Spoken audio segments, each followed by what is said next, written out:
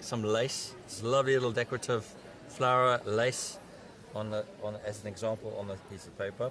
We're going to start with some nice dark colors. So we're going to use a bit of blue. I'm going to drag the paint across the surface of the water and create these colors. Maybe some black. Black is a wonderful color for contrasting between colors. Maybe some gold, that's a beauty. This is a metallic color. This glows, at least glitters under when it dries. I'm going to also use maybe some maybe some browns. I'm going to play with that design using a cocktail stick, which is a very high-tech tool. It doesn't matter what you use. We're going to drag across the paints like this. This is a chevron design, very popular design.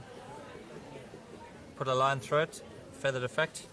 We're going to use the lace, the smoother side, this is the smoother side, onto the water's surface. And that'll just run through onto the design. We'll go through the flowers, I think it's probably a better idea. It's a bit floppy this. So there it'll go there. We'll wait for that to settle into the actual print itself. This is one design, and if we pick that up now, it should be done.